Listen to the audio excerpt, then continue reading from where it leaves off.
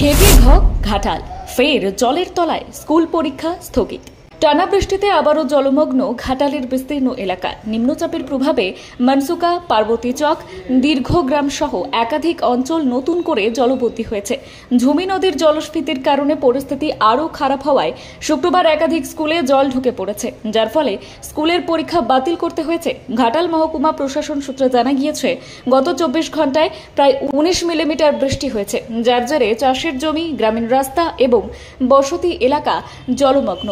এই নিয়ে চলতি বছরে মনসুকাবাসী পঞ্চমবারের মতো একই পরিস্থিতির সম্মুখীন হলেন। শুক্রবার ঘাটালের মহকুমার শাসক সুমন বিশ্বাস জানান, বৃহস্পতিবার পর্যন্ত 12টি পুরসভা এবং 9টি পঞ্চায়েত এলাকায় জল ঢুকেছে এবং শুক্রবার পরিস্থিতি আরও খারাপ হয়েছে। একাধিক ত্রাণ শিবির খোলা হয়েছে। মনসুকা হাই স্কুল এবং যোগদা সৎসঙ্গ বিদ্যাপীঠ সহ বেশ কিছু স্কুলে পরীক্ষা বাতিল করা হয়েছে। নিত্যযাত্রীরাও চরম দুর্ভোগে পড়েছেন। রাজ্যের সেচমন্ত্রী মানস রঞ্জন ভূঁইয়া অতিবৃষ্টি এবং ডিভিসির জলাধার থেকে জল ছাড়াকে পরিস্থিতির জন্য দায়ী করেছেন এবং দ্বারকেশ্বর এবং শিলাবতী নদীর জলস্তর আরও বাড়ার আশঙ্কা প্রকাশ করেছেন।